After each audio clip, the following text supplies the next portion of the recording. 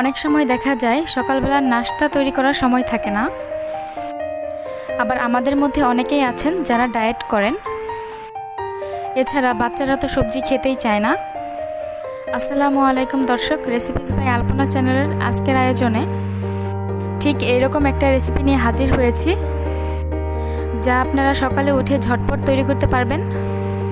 বাচ্চাদের দিলে বাচ্চারাও খাবে, আর যারা ডায়েট করেন তাদের জন্য ভালো। তবে রেসিপিটি দেখার আগে এখনও যারা আমার চ্যানেলটি সাবস্ক্রাইব করেননি, সাবস্ক্রাইব করবেন। ভেজিটেবল প্যানকেক বা সবজির প্যানকেক তৈরি করার জন্য একটা মিক্সিং বোলে ছোট সাইজের একটা পেঁয়াজ কুচি নিয়ে নিচ্ছি স্বাদমতো কাঁচামরিচ কুচি। আপনারা চাইলে চিলি ফ্লেক্স বা লাল মরিচের গুঁড়া ব্যবহার করতে পারবেন। আধা কাপ গাজর গ্রেট করা, সেটা দিয়ে দিচ্ছি। বড় সাইজের একটা টমেটো নিয়ে কুচি করে নিয়েছি, সেটা দিয়ে দিচ্ছি। আর দিচ্ছি স্বাদমতো ধনিয়া পাতা কুচি, আর স্বাদমতো লবণ দিয়েছি। হলুদের গুঁড়া দিচ্ছি 1/4 চামচ। আদা বাটা দিচ্ছি 1/4 চা চামচ। এবার হাত দিয়ে ভালোভাবে চটকে মিশিয়ে নিচ্ছি।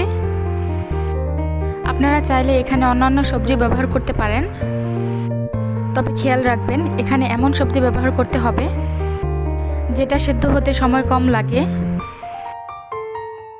এবার এখানে আমি 2টো ডিম দিয়ে দিচ্ছি। এবার ডিমটাকে ভালোভাবে মিশিয়ে নিচ্ছি।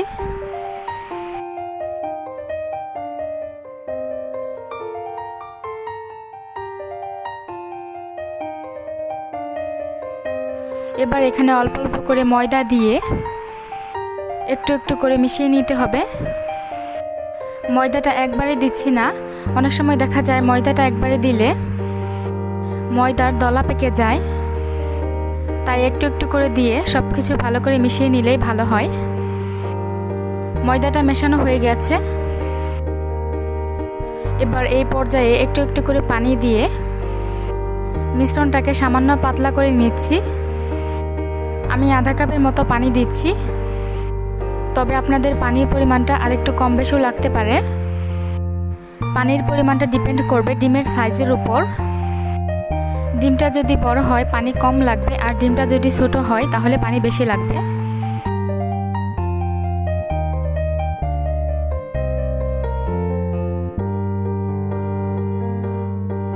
এটা গুলানো হয়ে গেছে, আমি কনসিস্টেন্সিটা দেখিয়ে দিচ্ছি। এটা কিন্তু খুব বেশি পাতলা বা একেবারে ঘনও নেই। এবার আমি এটা ভাজার জন্য চুলায় একটি প্যান বসিয়ে দিয়েছি। এখানে আমি 1 টেবিল চামচ পরিমাণ তেল দিয়ে দিচ্ছি।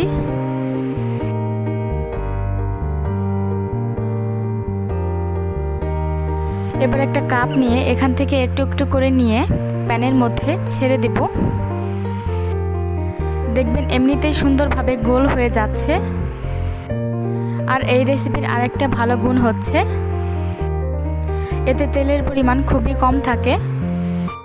তাই যারা ডায়েট করেন বা তেল বেশি খেতে চান না, তারা এটা তৈরি করতে পারবেন। এবার চুলার আঁচটা মিডিয়াম লোতে রেখে ঢাকনা দিয়ে অপেক্ষা করব 2 থেকে 3 মিনিট। 3 মিনিট হয়ে যাওয়ার পরে আমি উল্টে দিচ্ছি। উল্টে দিয়ে আবারও ঢাকনা দিয়ে অপেক্ষা করব 3 মিনিটের মতো। এরই মাঝে সবজিগুলো সিদ্ধ হয়ে যাবে, কারণ আমি যে এখানে সবজিগুলো ব্যবহার করেছি সেগুলো সিদ্ধ হতে বেশি সময় লাগে না।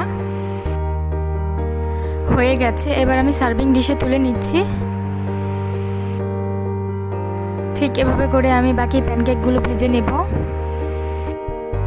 আপনারা যারা ডিমের সাদা অংশ ব্যবহার করতে চান, তারা কুসুমটা বাদ দিয়ে শুধু সাদা অংশ দিয়েও এই প্যানকেকটা তৈরি করতে পারেন। এটা তৈরি করে দেখবেন বাচ্চারাও অনেক পছন্দ করবে। আশা করছি আজকের রেসিপিটা ভালো লেগেছে। ভালো লেগে থাকলে অবশ্যই আমার চ্যানেলটি সাবস্ক্রাইব করবেন। আজকে তাহলে বিদায় নিচ্ছি। আল্লাহ হাফেজ।